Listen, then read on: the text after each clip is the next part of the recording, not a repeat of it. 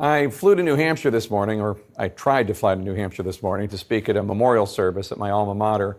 Weather delays prevented me from getting there in time, so if you will generously permit me a moment now to say goodbye to a mentor and an old Marine, Jim Wright, my first history professor and the former president of Dartmouth College. Professor Wright became my history professor in March 1988, and he never stopped being my professor. The class was, if memory serves, History 2, History of the American West, and it was a joy, and it set me on a course to become a history major, and history became a lifelong passion.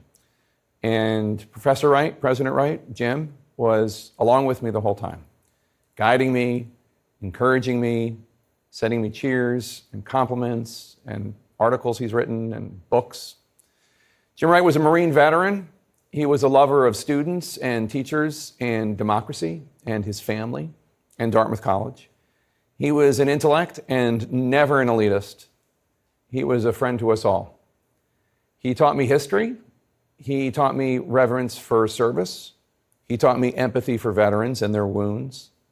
He taught me friendship, and he taught me fellowship. And I will miss him deeply.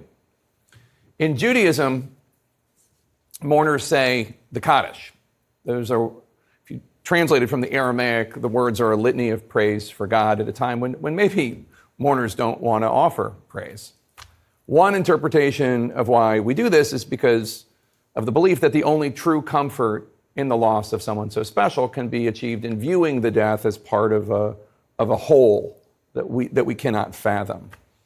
And while academics like Jim and journalists like me require proof and evidence, we can all acknowledge that we do not know that theory is wrong. Perhaps it's fantastical, perhaps it's an illusion, but perhaps it's right. We can only know what a special soul James Wright was, and wonder if perhaps there was something so remarkable about the glint in his eye and the acceptance of his smile and the gravitas of his baritone, that perhaps if there was something we cannot comprehend that gifted him to us, maybe there's also something we cannot comprehend that took him from us as well. Goodbye, Jim. Semper Fi.